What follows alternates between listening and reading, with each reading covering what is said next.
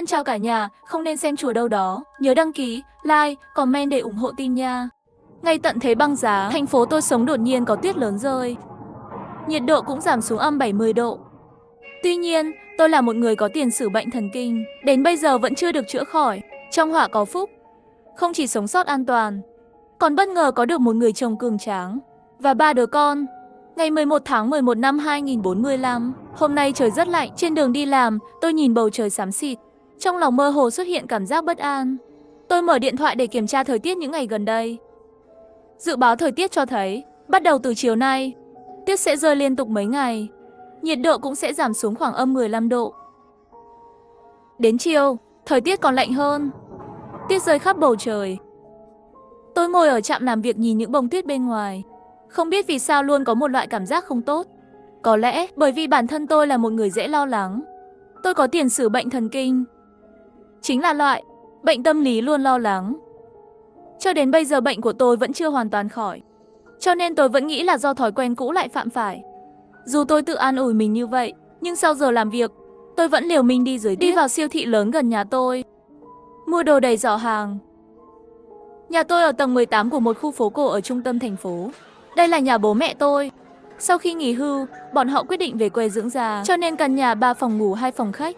Hiện tại chỉ có một mình tôi sống. Đến cửa tòa nhà đơn vị, bà Vương ở tầng dưới chào tôi. Tôi cứ lẳng lặng đi về phía thang máy. Tôi không muốn nói chuyện với người khác. Mặc dù đã sống ở khu phố này hơn 10 năm, nhưng tôi không biết ai cả. Tính cách không hòa đồng của tôi, nó khiến tôi trở thành đặc điểm nhận dạng riêng. Không chỉ trong khu phố, ngay cả ở công ty, tôi cũng không có bạn bè để nói chuyện. Hầu hết thời gian đều một mình, hiếm khi được chú ý. Về nhà, tôi đã kiểm tra thức ăn còn lại trong nhà trước đó. Thêm vào đó hôm nay mua về, cho dù là tôi không đi ra ngoài 1-2 tháng, nhưng thứ này cũng đủ để tôi ăn một mình rồi.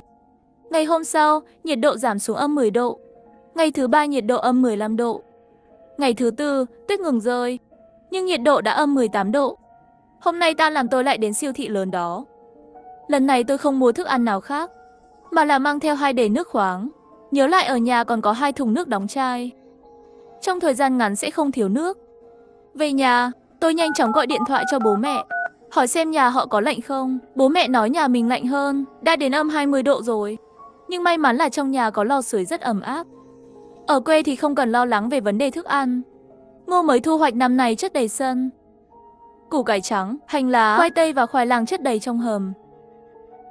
Ngoài ra còn có một cái giếng trong sân, dùng nước cũng rất tiện lợi. Sau khi chị dâu tôi tốt nghiệp đại học, nhận thầu đất ở quê trồng trọt. Đây cũng là lý do cha mẹ nhất định phải về nhà dưỡng lao. Họ vừa vặn có thể giúp vợ chồng anh tôi chăm sóc con cái. Vào ngày thứ 5, nhiệt độ tiếp tục giảm xuống âm 22 độ. Ngày thứ 6 lại bắt đầu đổ tuyết. Ngày thứ 7 tiếp tục có tuyết. Từ trước tới nay nhiệt độ chưa bao giờ âm 26 độ. Lúc này, ngày càng có nhiều người cảm thấy bất an, chạy đến siêu thị mua sắm điên cuồng. Bởi vì ở thành phố hạng 2 phía Bắc này, đã nhiều năm rồi không xuất hiện nhiệt độ thấp như vậy. Mấy ngày nay ngoài việc mỗi ngày đi siêu thị, mua đầy một giỏ hàng lớn, còn đến cửa hàng đồ dùng ngoài trời mua rất nhiều đồ dùng giữ ấm. Có quần áo chống lạnh, chăn điện mặt trời nhỏ, tấm năng lượng mặt trời. Tôi như con kiến chuyển nhà. Mỗi ngày đổ một ít đồ vào nhà, từ từ cũng tích lũy nhiều. Và hôm nay, tuyết đã rơi liên tục 1 tuần rồi. Mặc dù không lớn, nhưng không có dấu hiệu dừng lại. Nhiệt độ đã lên tới âm 30 độ. Cuối cùng chính phủ đưa ra thông báo, toàn bộ trường học đóng cửa. Tất cả các doanh nghiệp trừ các ngành duy trì sinh kế của người dân cố gắng đừng ra ngoài. Công ty cũng đưa ra thông báo, từ ngày mai làm việc tại nhà. Công ty đã phát một số vật tư cho tất cả nhân viên. Mỗi người một túi 20 cân gạo, 10 kg hạt 10 cân bột mì và một thùng 5 lít dầu ăn. Mặc dù trong thời bình những thứ này không đáng bao nhiêu tiền, nhưng trong trường hợp siêu thị không thể chen vào được, những vật tư này rất hữu ích. Bởi vì mọi thứ quá nặng, tôi thực sự không thể mang nó trở lại không gọi được xe. Vậy, lãnh đạo công ty để Lưu Diễm Phong thuận đường với tôi, đưa tôi về. Lưu Diễm Phong và tôi bằng tuổi nhau, 26 tuổi, vào công ty làm việc cùng thời điểm với tôi. Anh ấy trông bình thường nhưng thân hình cao và vạm vỡ. Tôi thấy cậu ấy cũng cảm thấy như tôi. Tôi thường không nói chuyện với anh ấy nhiều, thậm chí không phải là người quen. Cậu ấy cũng là người ít nói. Hai người chúng tôi không có gì để nói trên đường đi. Xuống dưới, tôi bấm thang máy. Lưu Diễm Phong giúp tôi chuyển đồ vào trong. Ngay lúc này, hai vợ chồng sống ở tầng 16 Tôi bước vào thang máy. Khi họ thấy có rất nhiều thứ trong thang máy, đột nhiên mắt sáng lên, người chị họ Hà kia vội vàng chào hỏi tôi. Tiểu Nguyệt, em thật may mắn. Lấy được nhiều thứ như vậy. Hai vợ chồng tôi đi siêu thị 10 lần. Chật đến nỗi không thể chen vào được, lại về tay không. Chồng cô ấy họ Triệu, là một người cùng vợ, cùng nói hùa theo. Nhà tôi có 3 đứa con thơ ở nhà. Không mua được thức ăn chúng tôi cũng không biết làm thế nào. Tôi lập tức hiểu ý họ là gì. Không đợi họ nói tiếp, tôi kéo những vật tư đó về phía mình và nói, anh chị, đây là do công ty tặng. Nhà tôi cũng không có nhiều đồ dùng. Những ngày sau này sẽ sống nhờ vào thức ăn này. Sắc mặt hai vợ chồng kia lập tức sụp xuống. Cũng không nói gì nữa. Lúc này Lưu Diễm Phong mở miệng nói Tiểu Nguyệt. Tối nay tôi lại đến siêu thị thử xem có thể mua thêm đồ không. Nhà chúng ta nên dự trữ thêm một ít thức ăn. Tôi hiểu Lưu Diễm Phong nghĩa là gì. Anh ấy đang giúp tôi tạo một tình huống giả. Tôi không phải là người đang sống một mình. Tôi có bạn trai. Và bạn trai này của tôi sẽ sống với tôi trong tương lai. Bản thân tôi có cảm giác khủng hoảng rất mạnh. Tôi cảm thấy Lưu Diễm Phong cũng có ý này. Biết Lưu Diễm Phong đưa tôi về nhà. Đang chuẩn bị rời đi, tôi gọi cậu ấy lại, mời cậu ấy ngồi ở chỗ tôi một lát. Cậu ấy vừa đến mà đi, sẽ để hàng xóm nhìn thấy lỗ hổng. Thực ra Lưu Diễm Phong cũng nghĩ đến điểm này. Chỉ là tôi không nói, cậu ấy xấu hổ khi nhắc đến, dù sao cậu ta cũng là con trai. Cậu ta sợ tôi sẽ nghĩ cậu ta có ý định khác. Lưu Diễm Phong ngồi trên ghế sofa trong phòng khách. Tôi pha trà nóng cho cậu ấy. Hơn nửa tiếng sau, trời đã tối rồi, anh ấy không thể ngừng nhìn đồng hồ đeo tay. Chắc cậu ấy đang vội về nhà. Tôi cảm thấy các ngại ngần và xin lỗi cậu. Làm lỡ thời gian của cậu rồi. Cậu mau chóng về nhà đi. Hôm nay thật sự cảm ơn cậu. Lưu Ngạn Phong đứng dậy đi đến bên cửa sổ. Lông mày vô thức nhăn lại. Tôi cũng đến bên cửa sổ, thấy tuyết ngày càng lớn, rơi xuống như lông ngỗng. Lưu Ngạn Phong không dám trì hoãn thêm nữa, nói lời chào với tôi và vội vàng rời đi. Anh ấy sợ tuyết quá dài, xe không chạy được. Tôi đứng bên cửa sổ nhìn xuống lầu. Từ góc độ này, vừa vặn có thể nhìn thấy cửa chính của siêu thị gần đó. Mặc dù bây giờ tuyết rơi rất lớn, nhưng có nhiều người hơn ở cổng siêu thị. Thật là đông người. Tôi mở điện thoại ra xem, nhiệt độ lúc này là gần âm 35 độ. Đồng hồ đo nhiệt độ trong nhà của tôi cho thấy chỉ có 10 độ. Và từ khi tôi về nhà cho đến bây giờ, vẫn chưa cởi áo lông vũ. Chủ yếu là do bên ngoài quá lạnh, cho dù là trở về cũng không có thời gian, nên cứ mặc vậy luôn. Trước đây, nhiệt độ trong nhà là 25 độ, và bây giờ, chỉ có 10 độ trong khi lò sưởi vẫn đang hoạt động. Có thể thấy lần này nhiệt độ giảm xuống khốc liệt chừng nào. Đột nhiên một tiếng nổ. Có một vụ tai nạn trên đường bên ngoài. Sau đó là một vài tiếng nổ. Mấy chiếc xe liên tiếp tông vào nhau. Tôi cầm kính thiên văn lên và nhìn kỹ hơn. Xe của Lưu Diễm Phong cũng ở trong xe tai nạn. Tôi nhanh chóng gọi điện thoại cho Lưu Ngạn Phong, hỏi cậu ấy có sao không. Cậu ấy trả lời không sao. Nhiệt độ bên ngoài quá thấp, nhưng người gặp tai nạn đó chỉ có thể chờ cảnh sát giao thông đến giải quyết. Nhưng trời quá lạnh. Gần một tiếng sau, vẫn không thấy ai đến. Mọi người đã lạnh không chịu nổi rồi. Dịch vụ khách hàng của bộ phận vận chuyển đã trả lời, hiện nay ở đâu cũng cần có cảnh sát giao thông, cực kỳ bận rộn, cần tiếp tục chờ đợi. Thật sự không đợi được cảnh sát giao thông, chủ nhân của chiếc xe bị hư hỏng nặng cũng không đợi nữa. Tìm kiếm sự giúp đỡ từ những người quen sống gần đó, hy vọng có thể đến nhà họ tránh gió tuyết. Lúc này gọi xe cũng không được, giao thông công cộng đều bị tê liệt ngoại trừ tàu điện ngầm. Tàu điện ngầm cũng đông khách, không thể chen vào được. Lưu Diễm Phong ở gần đây không có người quen lại không về được nhà, muốn đi bộ 1 km đến siêu thị để tránh lạnh. Lúc này điện thoại của cậu ấy đổ chuông. Cậu tạm thời đến nhà tôi đi. Lát nữa tàu điện ngầm có thể lên rồi mới đi. Đó là điện thoại của tôi. Lưu Diễm Phong do dự một chút nói được. Làm phiền cậu rồi. Một lát sau cậu ấy đến nhà tôi. Tôi vào bếp, làm cho một bát mì nóng hổi. Tôi ngồi trên ghế sofa cách anh ấy không xa, chờ hắn ăn xong. Mắt tôi đầy lo lắng, nhìn cậu ấy và nói, có lẽ tình hình nghiêm trọng hơn tưởng tượng. Lưu Diễm Phong nhìn ngoài cửa sổ, vẫn là những mảng tuyết rơi lớn. Trong mắt đầy sự bối rối. Chúng tôi đã đợi hơn 1 giờ. Lúc này đã là 11 giờ tối rồi, tuyết vẫn chưa có dấu hiệu dừng lại. Nếu như đêm sau, chắc tầng 1 sẽ bị ngập hết. Tôi luôn theo dõi tin tức thực tế. Trạm tàu điện ngầm hiện tại không còn nhiều người như vậy nữa, nhưng vì nhiệt độ quá thấp, cửa tàu điện ngầm thấm rất nhiều tuyết. Nhiều trang web bị lỗi. Tàu điện ngầm chỉ có thể bị buộc phải ngừng hoạt động. Một số ít người và nhân viên bị mắc kẹt trong ga tàu điện ngầm, chỉ có thể tiếp tục tránh lạnh ở ga tàu điện ngầm. Không chỉ thành phố này, hầu như tất cả các thành phố ở phía Bắc đều xuất hiện ở đây. Thời tiết cực lạnh. Miền Nam tốt hơn, nhưng nhiệt độ cũng đạt đến kỷ lục. chưa từng xuất hiện âm 10 mấy độ, và nhiệt độ giảm mỗi ngày. Chủ đề ngày tận thế đang rất xôn xao trên mạng. Mặc dù bây giờ chỉ là ngày đầu tiên ngừng hoạt động, nhưng mọi người đã bắt đầu hoảng loạn. Giờ này sắp đến sáng sớm rồi, tôi chỉ có thể sắp xếp Lưu Ngạn Phong vào phòng ngủ thứ hai, đi ngủ ở phòng ngủ chính. Tôi nằm trên giường, nhanh chóng chìm vào giấc ngủ sâu, nhưng càng ngày càng lạnh, tôi bị đóng băng. Tôi cuốn chặt chăn, mở điện thoại để kiểm tra nhiệt độ. Nhiệt độ ngoài trời âm 43 độ, làm cho tôi tỉnh táo ngay lập tức.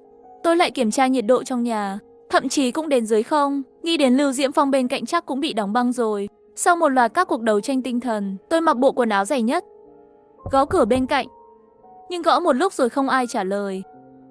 Tôi do dự một lúc ở cửa, cuối cùng vẫn sai tay nắm cửa đi vào.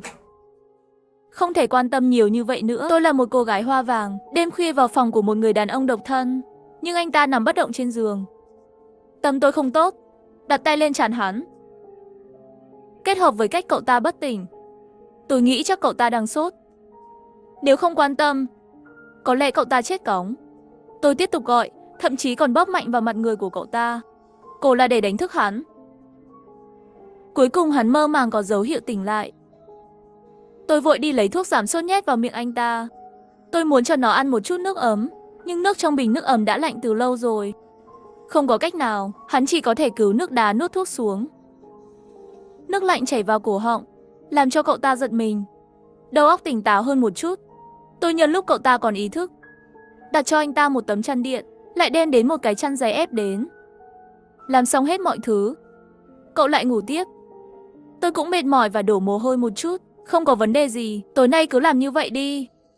Ngày mai lại nghĩ cách khác để sưởi ấm. Tôi lại mở điện thoại ra kiểm tra nhiệt độ. Ngoài trời âm 45 độ, bên trong nhiệt độ cũng giảm xuống, hiện tại âm 8 độ. Nhiệt độ trong nhà thấp như vậy, chỉ có thể nói một điều, đó là hệ thống sưởi đã ngừng hoạt động. Bây giờ đã hơn 4 giờ sáng rồi. Tôi mở WeChat của tòa nhà. Hàng loạt tin nhắn của các hộ gai đình khiến tôi mở to mắt. Quá nhiều người bị đóng băng tỉnh dậy, hỏi quản lý tòa nhà tại sao hệ thống sưởi ngừng hoạt động. Quản lý tài sản nhà đất cũng đã phản hồi, vì nhiệt độ quá thấp, hệ thống sưởi bị trục trặc nghiêm trọng. Hiện đang được sửa chữa. Tôi nằm trên giường trong phòng mình, bọc chặt vào chăn, xem tin nhắn trong nhóm, không còn buồn ngủ. Tôi xem tin tức trong nhóm. Lúc đầu mọi người phàn nàn vì ngừng ấm, nhưng từ từ thay đổi, bởi vì đã có người trong nhóm cầu cứu rồi. Nói có người trong nhà mình bị cảm lạnh, gọi cứu thương cũng không gọi được xe. Lý do lớn nhất là tuyết bên ngoài đã dày hơn 1 mét rồi, xe không thể chạy được. Có người kêu cứu hàng xóm, muốn xin một ít chăn dày, quần áo dày hoặc thuốc cấp cứu. Tôi nhìn chằm chằm vào điện thoại, xem hơn 1 tiếng, hơn 6 giờ sáng, cửa phòng tôi bị gõ. Tôi mở cửa đối diện với Lưu Diễm Phong. Cậu tỉnh rồi, Lưu Diễm Phong gật đầu. Chúng tôi cùng nhau vào phòng khách ngồi xuống, tạm thời không nói nên lời. Hai người đều có rất nhiều điều để nói, nhưng lại không biết nên nói như thế nào. Tôi nghĩ không chỉ chúng ta, mà tất cả mọi người ở trung tâm, tất cả đều chứa đầy nỗi sợ hãi về những điều chưa biết trong tương lai. Lưu Diễm Phong lấy điện thoại ra, điều chỉnh nhiệt độ hiện tại. Ngoài trời âm 48 độ, trong nhà âm 12 độ. Chúng ta không thể tiếp tục như thế này, cho dù mặc dày hơn, nhiệt độ này cũng sẽ chết cóng. Phải tìm cách sưởi ấm. Lưu Diễm Phong trực tiếp nói, tình hình hiện tại, cả hai chúng tôi đều đồng ý, Lưu Ngạn Phong tạm thời phải ở lại đây, bởi vì tình huống này không ai có thể ra khỏi nhà. Hiện tại, dụng cụ giữ nhiệt của tôi ở đây chỉ có mặt trời nhỏ và 2 tấm chăn điện, nhưng tác dụng của chúng là rất nhỏ. Rồi sau đó, nhiệt độ sẽ không ngừng giảm, có rất nhiều thức ăn và nước uống. Ít nhất đủ cho hai chúng ta 2 tháng. Vừa kiểm tra đã ngừng nước rồi. Tôi là một người rất cảnh giác, nhưng không biết tại sao, cảm thấy tin tưởng vào Lưu Ngạn Phong này từ bên trong. Đó là một cảm giác, không có lý do, có lẽ đó là hào quang mà cậu ta tỏa ra, làm tôi cảm thấy yên tâm. Bây giờ đã ở chung một phòng, tôi tự nhiên không còn giấu giếm nữa, đưa thẻ của mình cho hắn. Tôi làm vậy sẽ làm cho Lưu Diễm Phong cũng cảm thấy mình được tin tưởng. Mặc dù trong môi trường lạnh như vậy, nhưng trái tim thì ấm áp. Lưu Ngạn Phong đề nghị, chúng ta có thể làm một cái bếp đơn giản, tách đồ đạc ra để đốt. Chắc là có thể cầm được một thời gian. Lò nhà cậu có thể làm được không? Tôi nói theo ý kiến của tôi. Người trẻ ngày nay làm sao có thể làm được loại thứ này thì sao? Cho nên tôi cũng rất ngạc nhiên. Lưu Diễm Phong gật đầu. Tôi chợt nghĩ ra điều gì. Bận vào bếp xem bếp có còn mở được không. Quả nhiên là vậy, hệ thống sưởi đã Khí ngừng trong hoạt bếp động. cũng ngừng. Bởi vì tất cả đều là khí tự nhiên. Trước đây suy nghĩ quá hỗn loạn. Không ngờ sau này nấu ăn vẫn là vấn đề. Tôi đã ăn mấy cái bánh quy với Lưu Ngạn Phong, uống chút nước đá cho bữa sáng, bắt đầu chuẩn bị làm bếp. Cứ như vậy, cậu ta làm công việc chính, tôi sẽ giúp cậu ta. Suốt cả ngày. Cái bếp nhỏ đơn giản đó cuối cùng cũng xong rồi. Chúng tôi đặt cái bếp này ở phòng ngủ thứ hai. Chủ yếu là vì căn phòng này nhỏ, có thể giữ ấm tốt hơn. 4 phòng ngủ có một giường 1m5, lại chuyển vào một cái giường đơn giản. Như vậy tôi và Lưu Ngạn Phong có thể một người một giường, ngủ riêng. Mặc dù đàn ông và phụ nữ ở cùng có rất nhiều chỗ bất tiện, nhưng để sống, không cần phải nghĩ nhiều về phần lo lắng có bị xâm phạm hay không. Tôi đã từ bỏ ý nghĩ này rồi. Dù sao trong môi trường lạnh như vậy, sống không dễ dàng, ai có thể nghĩ về điều đó. Hơn nữa tôi cũng thấy Lưu Diễm Phong không phải loại người như vậy. Lò bếp đã xong, bỏ vào một số đồ nội thất tách ra, gỗ. Từ từ ngôi nhà này trở nên ấm lên. Bây giờ là 9 giờ tối, nhiệt độ ngoài trời âm 53 độ. Nhiệt độ trong nhà âm 22 độ. Trước khi làm bếp, nhiệt độ trong nhà đã lên tới âm 30 độ. Bây giờ chỉ đốt một chút thôi, có thể tăng lên 8 độ.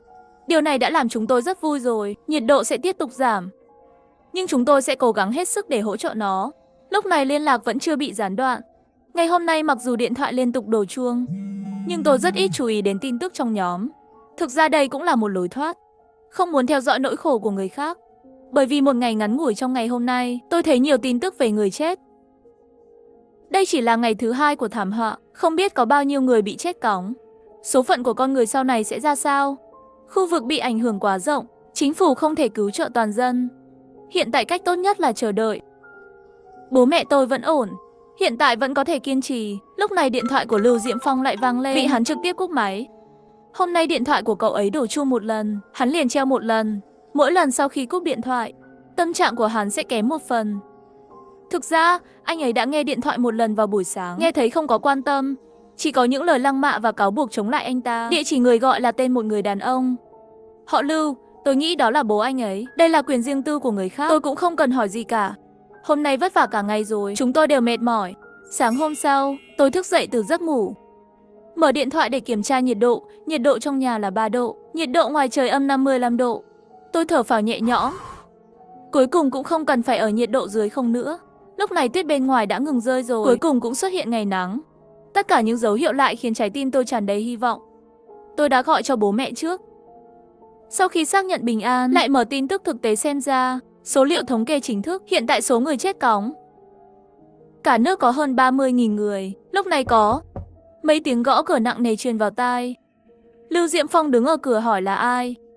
Tiểu Nguyệt có ở nhà không? Tôi nghe thấy rồi. Hàng xóm ở tầng 16, cặp đôi gặp nhau trong thang máy hôm trước.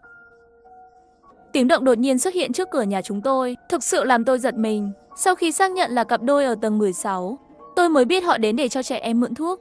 Lưu Diễm Phong trực tiếp nói không có thuốc. Xin hãy quay về, làm ơn. Cho chúng tôi ít thuốc đi. 3 đứa trẻ đều bị lạnh cóng, sắp không chịu nổi nữa. Chúng tôi cũng không có cách nào mới đến giúp đỡ. Người phụ nữ khóc lóc cầu xin. Bây giờ thảm họa mới bắt đầu, con người vẫn chưa mất đi nhân tính. Tôi do dự một chút. Trong trường hợp xác định sự an toàn của bản thân, tôi sẽ giúp họ lần này. Dù sao họ có 3 đứa con. Tôi lấy ra một ít thuốc chống viêm và thuốc chống sốt, đến trước cửa, mở một cửa sổ chống trộm nhỏ trên cửa chống trộm, đưa 2 hộp thuốc ra ngoài. Tiểu Nguyệt, cảm ơn cậu rất nhiều. Em có gì cần nói với chúng tôi không? Ngoài thức ăn, những thứ khác chúng tôi có thể cung cấp. Tạm thời không cần. Tôi nói xong vội vã trở về căn nhà nhỏ. Cứ như vậy đứng ở cửa một lát, tôi cảm thấy như mình đang bị đóng băng. Lúc này Lưu Diễm Phong không nói một lời. Lưu Diễm Phong, có phải cậu không tán thành cách làm của tôi không? Cậu ta lắc đầu không có. Thảm họa vừa mới bắt đầu, biểu hiện quá máu lạnh ngược lại dễ bị ghét bỏ. Sau này khi mọi người hết đạn và thức ăn, dễ dàng trở thành mục tiêu.